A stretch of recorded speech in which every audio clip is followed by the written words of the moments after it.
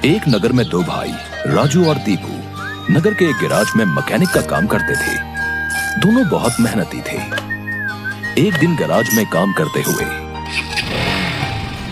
भाई मैं सोच रहा था अगर हम ऐसे ही काम करते रहे तो एक दिन अपना एक गैराज खोल लेंगे और फिर जल्दी ही दूसरा और फिर तीसरा और जल्दी ही हर शहर में अपना एक गैराज होगा।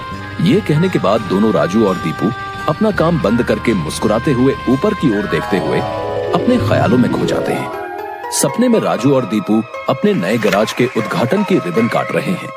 तभी पीछे से उसकी पीठ पर कोई धक्का देता है और दोनों घबरा के सपने से बाहर आते हैं। राजू के बगल में उसकी गैराज का मालिक, ग्रे शर्ट, काले पैंट, सिमटे हुए बाल और आंखों पे चश्मा। तुम दोनों से एक काम सही से नहीं होता। कल एक गाड़ी तुम लोगों ने बना के दी थी, ग्राहक का फोन आया था, उनकी गाड़ी से धुआं निकल रहा है और रास्ते में बंद हो गई है। ये 1 महीने में तुम्हारी 8वीं शिकायत है। मैं तुम दोनों को अभी काम से निकालता हूँ। निकल जाओ मेरे गैराज से।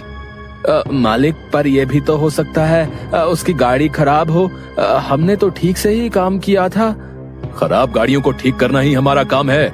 निकल जाओ यहाँ से। और मालिक दोनों को धक्के मार के बाहर निकाल देता है। राजू और दीपू अपने छोटे से कमरे की बिस्तर पर हैं। सामने की दीवार पर विष्णु भगवान की तस्वीर टंगी है। दीपू राजू से, भाई हम हर जगह मन लगा के काम करते हैं, फिर भी हमें हर जगह से निकाल दिया जाता है। किसी को हमारी कद्र ही नहीं। हाँ भाई, यहाँ किसी को हमारी कद्र नहीं है।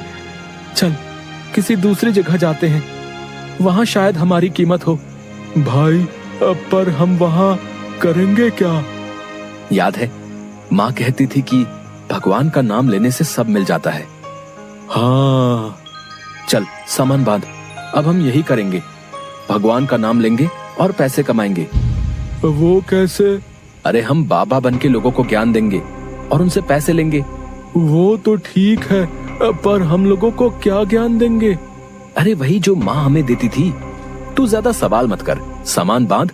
हम राजा सूर्यदेव के चंपक नगर जा रहे हैं। चंपक नगर में राजू और दीपू गेरुए धोती और गेरुई शॉल में, कंधे तक बाल, गले में रुद्राक्ष की माला, पैरों में खड़ाऊ, कंधे पे लटकी मटमैली गठरी, कलाइयों में बंधी रुद्राक्ष की माला, एक बड़े बरगद के पेड़ के नीचे बने चबूतरे के सामने। ये राजा सूर्यदेव का चंपक नगर है। हम यहीं से शुरू करेंगे। दीपू सुन, आज से तेरा नाम दीपू नहीं दीपेश्वर है, समझा? और मैं एक सिद्ध योगी। मैं यहाँ बैठता हूँ और ध्यान करता हूँ। तू नगर में जाके ये खबर फैला कि एक सिद्ध योगी आए हैं जो हर समस्या का हल देते हैं। ठीक है, मैं जाता हूँ।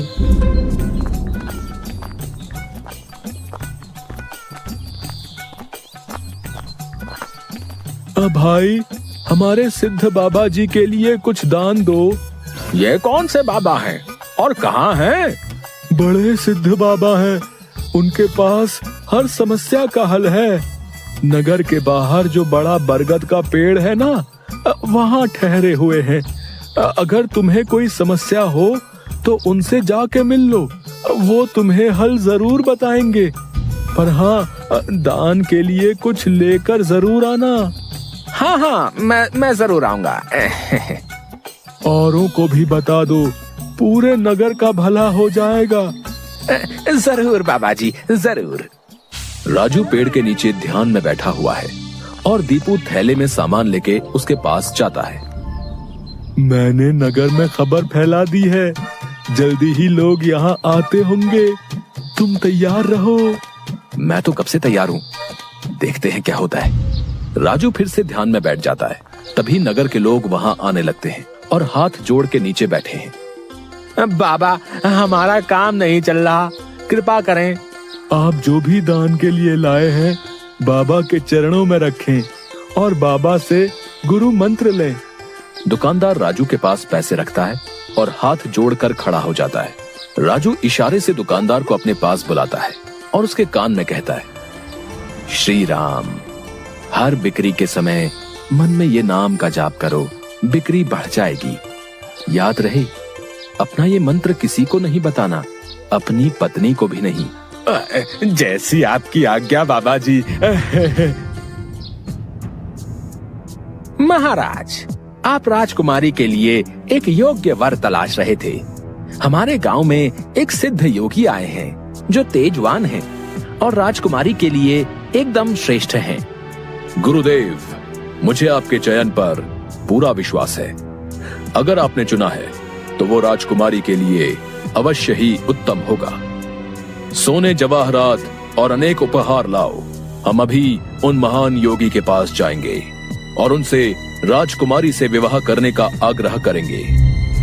हे तपस्वी, मैंने आपके बारे में जो सुना था, आप उतने ही तेजस्वी हैं। मेरा आग्रह स्वीकार करें। राजू ध्यान से आंख खोलकर राजा को देखते हुए, जी महाराज, कहिए क्या परेशानी है आपको? मेरी इच्छा है कि आप मेरी पुत्री से विवाह करें और ये उपहार स्वीकार करें। राजू काफी देर तक उपहार में लाए सोने चांदी और अनेक वस्त्र और उपहारों को देखता है, फिर राजा की ओर मुड़ता है। महाराज, मैं तो एक सन्यासी हूँ, मुझे इन सब से क्या लेना? मुझे क्षमा करें, मैं आपकी बात नहीं मान सकता। दीपू चौंकते हुए राजू को देखता है। मैंने जो सुना था, आप उससे भी महान हैं। मुझे क्षमा करें यदि मैंने आपका अनादर किया हो। आप जब तक यहाँ हैं, मैं कोशिश करूंगा आपको कोई दिक्कत ना हो। और राजा सूर्यदेव को प्रणाम करके वापस चले जाते हैं। अरे राजू, ये क्या कर दिया तुमने? इतना अच्छा मौका हाथ से जाने दिया। अरे राज करते हम लोग। राज, तुम्हें ये क्या हो गया है? मैं यही सोच रहा था, लेकिन फिर मैंने सोचा कि इतने दिनों से ईश्वर का नाम लेते लेते इतना तो समझ आ गया है कि ईश्वर के नाम अमृत में ऐसा क्या है जो मीरा सारा राजसी ठाट छोड़कर वैरागन बन गई। क्यों प्रहलाद ने अपने पिता की इतनी यातनाएं सही? मुझे भी राम नाम का धन मिल गया है जिसके आगे इस दुनिया का सारा धन फीका है। मुझे ये सब नहीं पता। हम यहाँ पैसे कमाने आए थे, ना कि साधु बनने। मैं चला, मैं अकेले ही सब संभाल लूंगा। तुम्हें जो ठीक लगे करो, पर अगर किसी मुसीबत में फंस जाओ, पूरी श्रद्धा से ईश्वर का नाम लेना, तुम्हारी मुसीबत दूर हो जाएगी। तुम्हारा दिमाग खराब हो गया है। इतनी आसानी से मुसीबत दूर होती तो सभी खुश होते।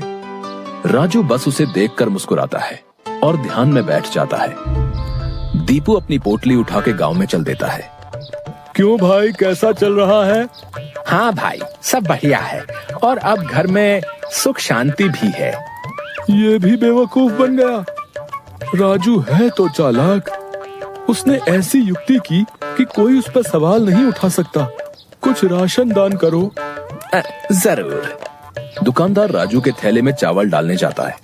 तभी दीपू, ये क्या दे रहे हो? इतनी मिठाइयाँ और मेवे तुम्हारी दुकान में है और तुम ये कच्चे चावल दे रहे हो? इनमें से कुछ दो।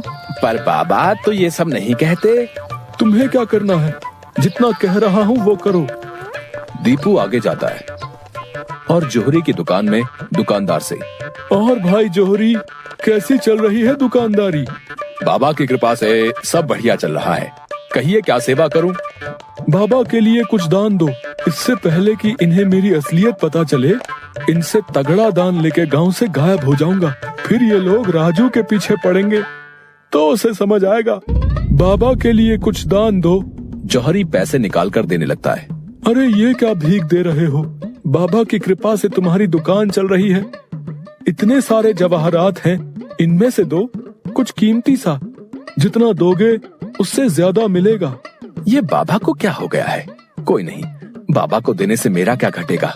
जौहरी एक सोने की हार दीपू को दे देता है। ये लीजिए बाबा। अच्छा धन बटोर लिया है मैंने। इससे काफी दिनों तक काम चल जाएगा। बड़ी भूख लग गई है, कुछ मिठाइयाँ खा लूं। दीपू एक पेड़ के नीचे बैठ के मिठाइयाँ खाने लगता है। तभी वहाँ 4 डाकू, चेहरे पे नकाब, काले कपड़े और हाथ में छुरी लेकर आ जाते हैं। जो कुछ भी है वो हमें दे दो, नहीं तो हम तुम्हें मार डालेंगे। दीपू डर से अपनी पोटली उन्हें दे देता है। तभी डाकुओं के सरदार का नकाब खुल जाता है। दीपू उसे देख लेता है।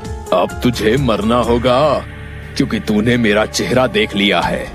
हे भगवान, ये क्या हो रहा है? कैसे बचूं इनसे? भागने की कोशिश की तो ये लोग पकड़ लेंगे। क्या करूं?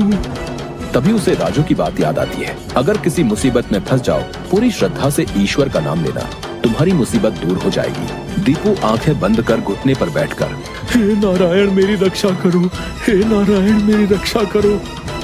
डाकू का सरदार दीपू को उठाकर, सुन, राजा के सिपाही हमारी ओर आ रहे हैं, इसलिए तुझे छोड़ रहे हैं। अगर तूने किसी को हमारे बारे में बताने की कोशिश की तो तुझे जिंदा नहीं छोड़ेंगे। ये ले अपनी पोटली। डाकू भाग जाते हैं। दीपू सामने से सिपाहियों को आते देख मन में, हे नारायण, मुझसे भूल हुई जो मैं राजू की बात को समझ नहीं पाया। मैं राजू के पास वापस जा रहा हूँ और उसके साथ रहकर आपके ध्यान में अपना जीवन बिताऊंगा।